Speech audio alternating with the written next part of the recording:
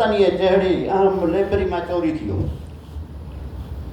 पोइ हिन खे उहो ख़ती नुस्ख़ो शेख निज़ाम याक़ूबीअ ख़रीद कयो।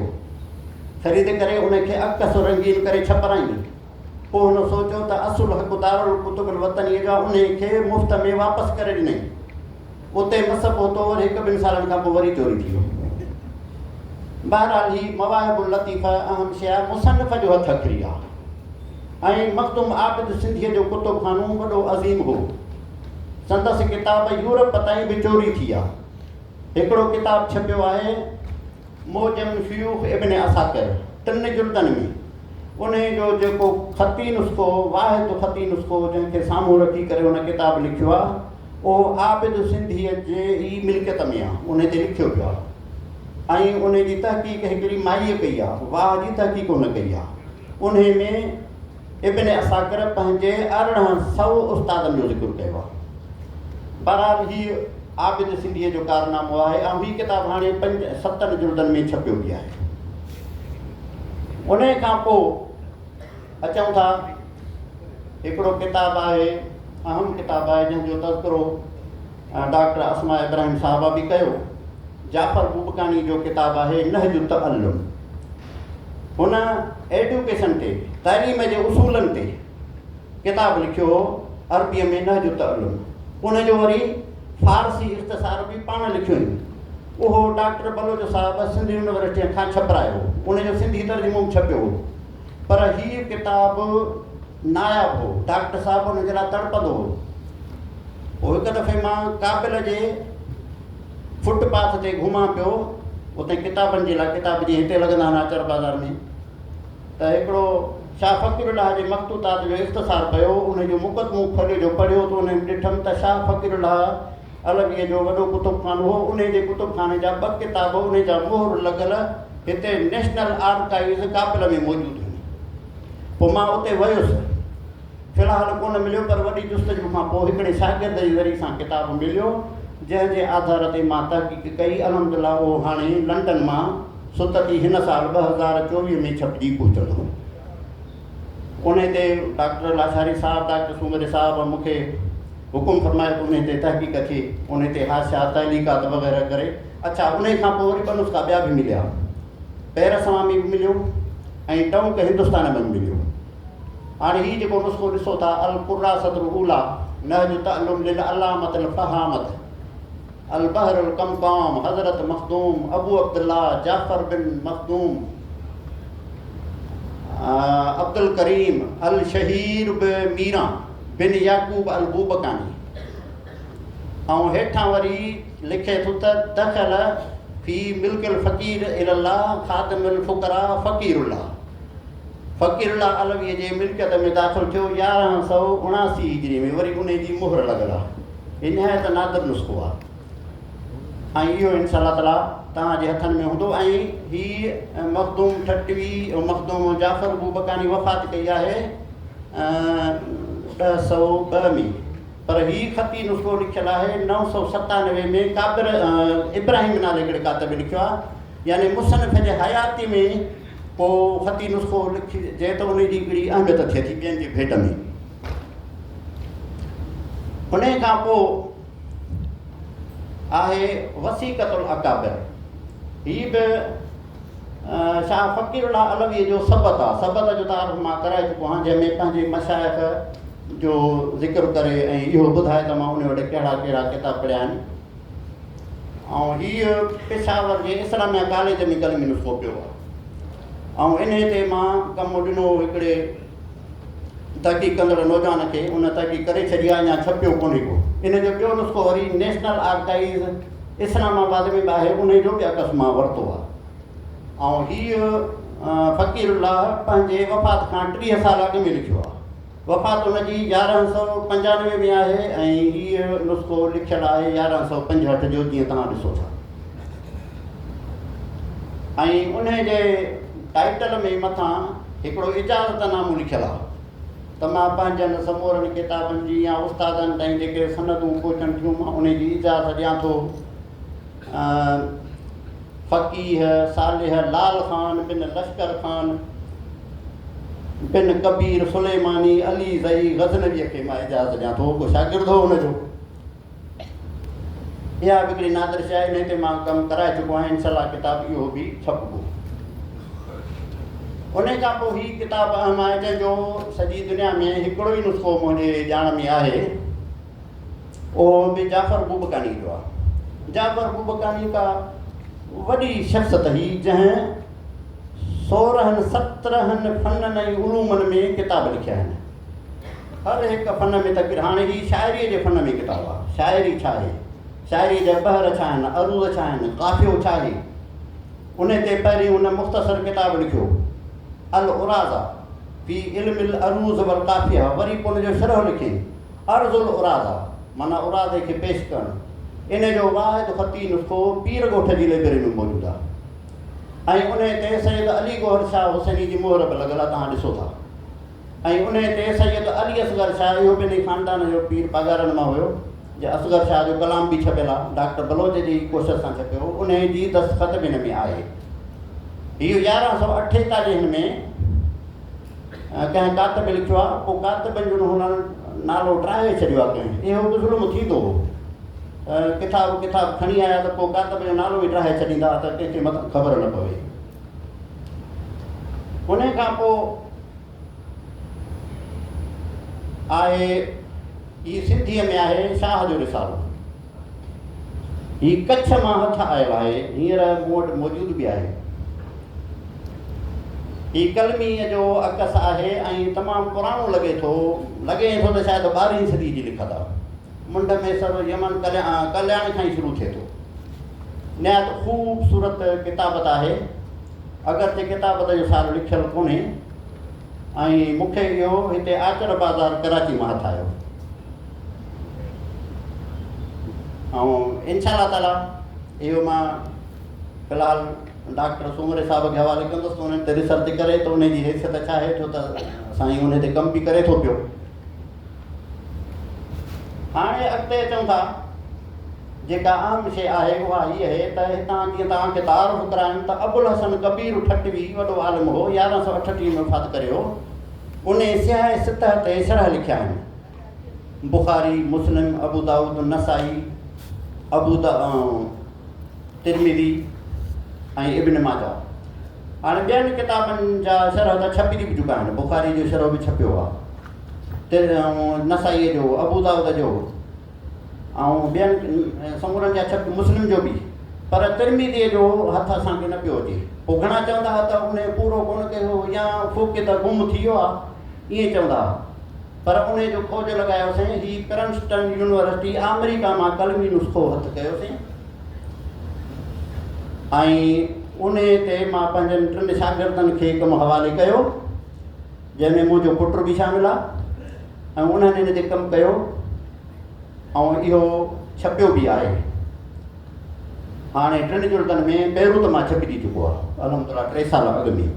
हीअ तमामु अहम किताब आहे, जेका नायाब जंहिंजो हिकिड़ो ई नुस्ख़ो हुते प्रिंसटन यूनिवर्सिटी मां मिलियो। उन खां पोइ अचूं था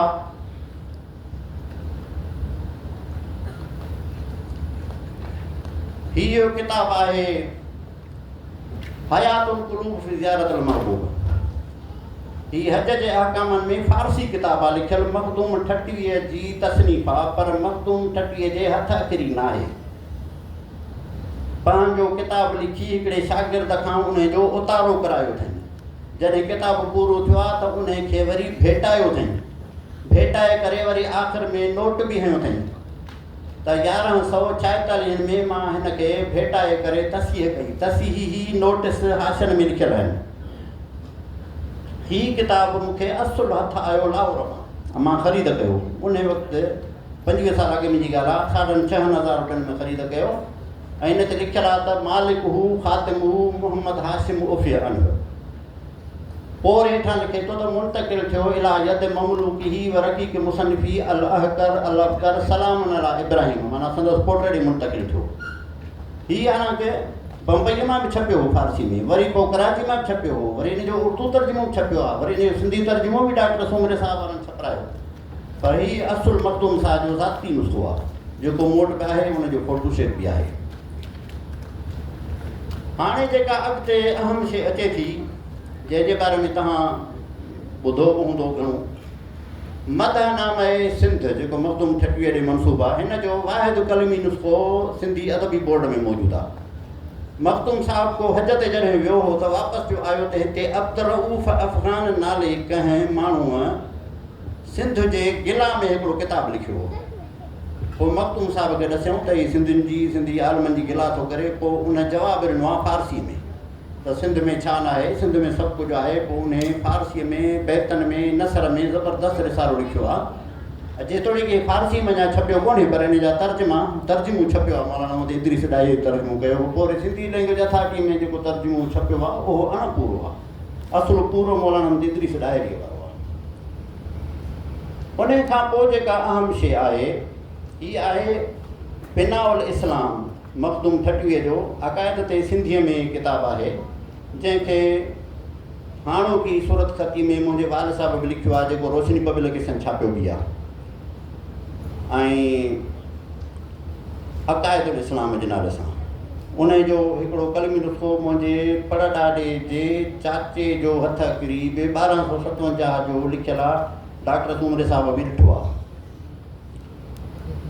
हीअ वरी उन जो फारसी तर्जुमो आहे, जेको लकियारी सादात जेका हलाणी में रहनि था, जथा जो हाणे अबरार शाह आहे MNA, हीअ उन जे ॾाॾंग में आहे। पड़ॾाॾे जो पड़ॾाॾो जंहिंजो नालो हुयो सईद आकिल शाह हुसैनी, उन इन जो कयो आहे फारसी तर्जुमो।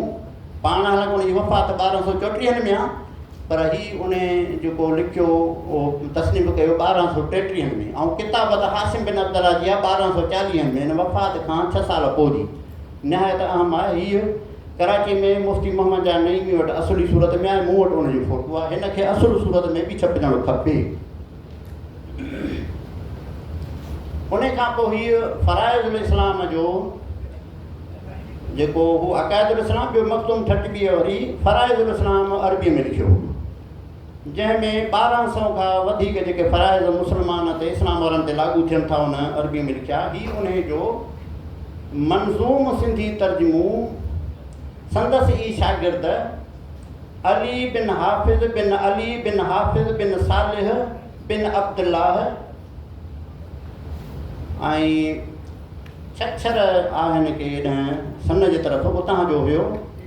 बेजूरो हुयो ज़ात जो, बेजूरा का क़ौम शइ थिए थी शायदि, उन्हनि जो लिखियलु आहे 1178 में। हिन जा ॿिया किताब बि आहिनि, हिन जा ॿिया नुस्ख़ा बि आहिनि। हालांकि हिन फ़राइज़ुल इस्लाम जो ख़ुदि मखदूम ठटवीअ जे पुट अब्दुल लतीफ़ बि मंज़ूम सिंधी तर्जुमो कयो हो, जेको 150 साल अॻु में बम्बई मां छपियो हो। मूं वटि मौजूदु बि हुयो, पर मुंहिंजे भाउ जे टेबल ते पियो हो, सही साल में पियो हो। मां हुनखे जॾहिं वापसी ते चयो त ॾिठोसीं त अंदरां 600 सुफ़ा उॾाई खाई हुई। हाणे मूं वटि कोन्हे को, पर हाणे हिन जा कलमी नुस्ख़ा उन जा बि मिलनि था। हिन जी सिंधीअ खे नज़रसानी करे ऐं ॾिसी करे अंदाज़ो लॻाए सघिजे थो त उन वक़्तु सिंधी कीअं लिखिबी हुई। उन खां पोइ आहे हीअ रिसालो, तव्हां शायदि मखदूम ठटवीअ जो नालो त ॿुधो आहे, पर कॾहिं उन जा हथ अखर न ॾिठा आहिनि। हीअ संदसि हथ अखरी आहे, मुसनिफ़ जे हथ अखरी आहे, जेको 1137 में, जंहिं वक़्तु मुसनिफ़ जी उमिरि 33 साल हुई, लिखियो हो। हीअ संदसि हथ अखरी आहे, जेको ख़त नस्तलीक, हुनजो ख़त नसख़ बि पको आहे ऐं ख़त नस्तलीक बि आहे। ऐं हीअ बि अञा छपियो कोन्हे। फैज़ुल गनी फ़ी तक़दीर साइन नबी, फारसी में लिखियलु आहे, फैज़ुल गनी फ़ी तक़दीर साइन नबी। ऐं हीअ अलामा ग़ुलाम मुस्तफ़ा कासमी साहिब जे कुतुबखाने में मौजूदु आहे। मूं वटि उनजो अकस आहे। उन खां पोइ आहे हीअ रिसालो फौज़ुल किराम। हीअ डॉक्टर सूमरे साहिब जी महिरबानी आहे। हिन सां गॾु ॿियो बि हिकिड़ो रिसालो हो, डॉक्टर बलोच साहिब मुस्लिहुल मिफ्ताह जे मुहाग में लिखियो आहे। त मां मैनचेस्टर यूनिवर्सिटीअ जे लाइब्रेरी में उहो ॾिठो आहे। मखदूम क़ाइम सिंधीअ जो हथ अखरी आहे, उते मौजूदु आहे। मां डॉक्टर साहिब खां फ़ोन ते पुछा कई, फरमायूं त मोर साहब हाणे पुराणी ॻाल्हि आहे, मां डायरियूं ॾिसां। पोइ वरी मां वधीक तकलीफ़ डॉक्टर साहब खे न ॾिनी। पोइ हिकिड़ो हमरा वियो हुते PhD करणु, उन खे मां चयो त जांच कजांइ, पर हू बि लमाए वियो, या हुनजे वस जी ॻाल्हि न हुई, या शौक़ु न हो, या ज़ौक़ु न हो।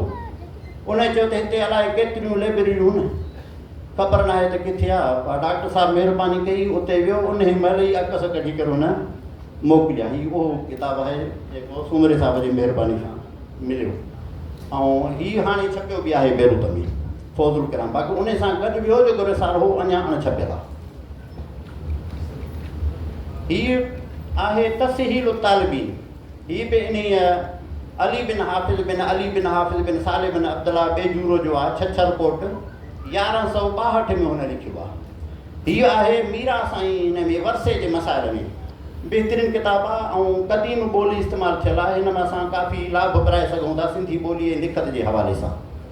ऐं नादर शइ आहे, हिन जा 2 नुस्ख़ा मूं वटि आहिनि। अच्छा, हिकिड़ी ॻाल्हि तव्हांखे मां ॿुधाईंदो वञां, जॾहिं बि को तहक़ीक़ करे थो त तक़ाज़ा हूंदी त इन जा ॿिया बि नुस्ख़ा हुजनि। तंहिंजे करे मूं वटि हिकु किताब जा 7-8 नुस्ख़ा बि आहिनि, 3 बि आहिनि, 4 बि आहिनि, 2 बि आहिनि। हिकु नुस्ख़ो को अहिड़े किताब में थिए थो जंहिंजो ॿियो को नथो मिले, जीअं तहक़ीक़ कंदड़ खे आसानी थिए। उन खां पोइ हीअ किताबु आहे बयानुल बुनिया। तव्हांखे मालूम आहे मिर्ज़ा कलीज बेगवी व्याकरण जेको 4 हिसा लिखियो, हिकिड़ो हिसो आहे बयान बदीअ में। बयान बदी मानी 3 इल्मनि में आहे, हीअ 3 इल्मनि में आहे। बयान बदी और मानी में जाफ़र बुबकानी लिखियो आहे, ऐं हीअ मूंखे मदीने जे मकतबतुल मलिक अब्दुल अज़ीज़ मकतब महमूदीअ, जिथे आबिद सिंधीअ पंहिंजे कलमी किताबनि खे वक़फ़ु कयो, उते मौजूदु आहे। हीअ मखदूम आबिद सिंधीअ जो ख़ानदानी कलमी नुस्ख़ो आहे, ऐं जंहिं ते संदसि वालिद अहमद अली सिंधीअ जी मोहर बि आहे। संदसि ॾाॾे मोहम्मद मुराद जी बि मोहर आहे, जेका तव्हां गोल ॾिसो था, अलाह आलम बि मुरादी, जंहिंजो मां तज़किरो कयो। ऐं हिननि मां असांखे हिकिड़ो फ़ाइदो पियो ही, जॾहिं मखदूम आबिद सिंधीअ जो किताब उते ॻोल्हियासीं, हिकिड़ी ॻाल्हि मिली। हालांकि डॉक्टर बलोच बि जेको चवंदो रहियो, ॿुधाईंदो रहियो, हुन अंदाज़ो लॻायो त आप जाफ़र बुबकानी 930 में ॼाओ आहे। पोइ को बि अंदाज़ो, साईं कासमी साहिब बि तइयन न करे सघियो। पर हिन जो ख़ानदान में जी नुस्ख़े में ॿियो हिकिड़ो किताबु आहे उते, अल अहम शरह अल मुहम शरह अहम, नहव में आहे, नहव ग्रामर अरबीअ में आहे। उन जे टाइटल ते लिखियो पियो आहे उनजो वफ़ात जो साल, पर बेतन में जुदा करद माराज़ मखदूम जाफ़र। मखदूम जाफ़र खां मां खे अलॻि कयो। मखदूम जाफ़र जो अदद बि है थो 1043, इन मां मां कढो, माना 41 कढो, त बाक़ी वञी बचा 1002। ऐं उन जे पोइ सराहत बि लिखियलु आहे त 15 ज़ुल्क़ाद 1002 में वफ़ात करे वियो। त हिननि कुतुबखाननि में इहे, अच्छा हीअ ॾिसो था न टाइटल, हिन टाइटल ते 100 सुफ़ा लिखी सघिजे थो। हीअ मुहरूं, हीअ बयान त किथां किथे पहुतो, कंहिंखां कंहिंखे पहुतो, इन ते मुस्तक़िल किताब बि लिखी सघिजे थो। वॾी तारीख़ इन टाइटल में हूंदी आहे। उन खां पोइ हीअ आहे किताब क़वाइदुल मारिफ़त फ़ारसी, ऐं ॿियो आहे तकमीलुल मारिफ़त। इहे 2 किताब सैयद नूर मोहम्मद शाह कुंडा खाईअ वारो कंडियारे भरिसां ॻोठ आहे, मेन रोड ते, नेशनल हाईवे ते आहे। उन बुज़ुर्ग सां वास्तो हूंदो हो मुंहिंजे पड़ॾाॾे जे चाचे मोहम्मद उस्मान सूमरे जो। मतां हुनजो मुरीद चइजे या ख़लीफ़ो चइजे, बहरहाल हुनजो मोतक़िद हो। हीअ मुंहिंजे पड़ॾाॾे जे चाचे मोहम्मद उस्मान जा हथ अखरी हिन 2 रिसाला, हिकिड़ो फ़ारसी क़वाइदुल मारिफ़त ऐं तकमीलुल मारिफ़त सिंधी बेतन में। उन ते इहो लिखियलु आहे फ़क़ीर उस्मान बिन मरहूम इस्माइल सूमरो साकिन सैदोबाब 1268 हिजरीअ में हुन नक़ुल कयो आहे। ऐं हुन बुज़ुर्ग जी शायदि वफ़ात 1217। साईं सूमरे साहिब वधीक उन ते किताब बि लिखियो आहे, नूर मोहम्मद शाह कुंडाईअ ते। हिननि 2 नुस्ख़नि जो उते ज़िक्र भाई तव्हांखे ॿुधायो न त हीअ जेको असां वटि कुतुबखाने जो बकाउ उन्हनि जे बरकतुनि जे करे ई आहे शायदि।